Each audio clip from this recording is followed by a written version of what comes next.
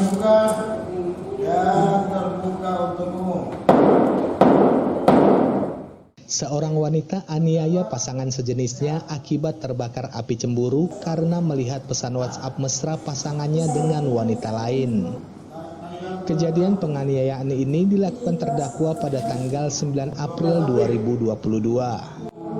Tahun 2022. Tidak pernah keluar ya. Dalam persidangan dengan agenda mendengar keterangan saksi di Pengadilan Negeri Tarakan, saksi yang juga sebagai korban dalam perkara ini menuturkan dirinya sudah 4 tahun menjalin hubungan asmara sejenis atau LGBT dan tinggal serumah dengan terdakwa berinisial S. Sebagai saksi dalam perkara ini ada hubungan. Jauh. Masalah apa? Lesbian saya. Saksi O juga menerangkan terdakwa S cemburu saat memeriksa handphone miliknya di rumah kos yang mereka sewa dalam 4 tahun terakhir di sekitar Gang Tambak, Jalan Mula Warman, Kota Tarakan. Dalam pesan WhatsApp di HP miliknya, ada percakapan dengan wanita lain dengan menggunakan kata sayang. Setelah membaca pesan WhatsApp tersebut, korban menjadi gelap mata dan menganiaya dirinya. Kemudian terdakwa mengambil pisau dapur yang tersimpan di atas lemari kamar dan menikam punggung saksi sebanyak 1 kali. Saya tersungkur. Pas dalam keadaan saya tersungkur, dia ambil pisau untuk menikam bagian belakang. Oh, jadi tengkurap. Ya, enggak posisi tengkurap. Kayak sujud gitu nah. Oh, kayak sujud. Kayak sujud terus dia Spontan ambil pisau langsung menikam belakang. di mana itu pisau letaknya? Di atas lemari kalau misalnya. Kamu baru diinjak ya? Diinjak-injaknya menggunakan apa dia? Kaki. Berapa kali kamu diinjaknya? Adapun visum yang telah dikeluarkan oleh RSUD Provinsi Kaltara bahwa dari hasil kesimpulannya terdapat luka di bagian kepala, dada, leher, punggung, ekstremitas atas kanan kiri. Dan di visum tersebut pada kesimpulannya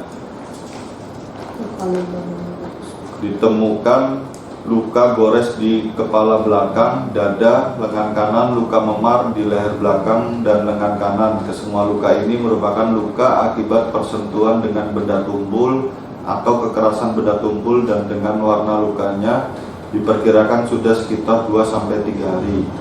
Ditemukan pula luka terbuka di punggung dan lengan kiri yang sudah mengalami penyembuhan yang mengarah pada luka iris. Tidak bisa memastikan sebagai luka iris sebab ciri khas sebagian hilang akibat mengalami penyembuhan. Jadi luka tersebut kemungkinan menunjukkan adanya persentuhan dengan benda tajam atau kekerasan tajam. Kesimpulan luka pada kasus ini merupakan luka gabungan luka akibat kekerasan tumpul dan tajam.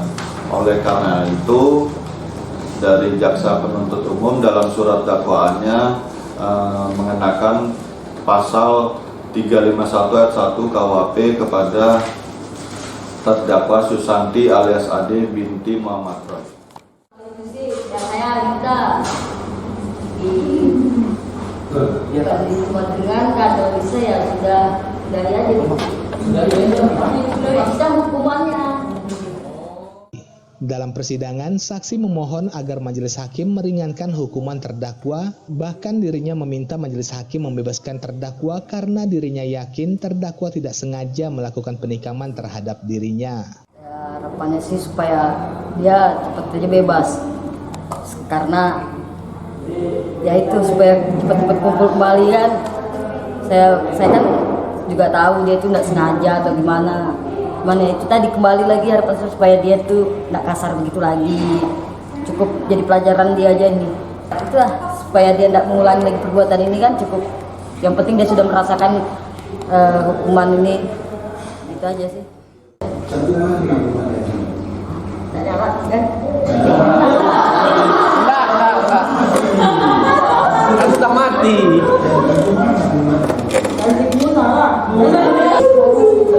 Di mana mulai dengan itu?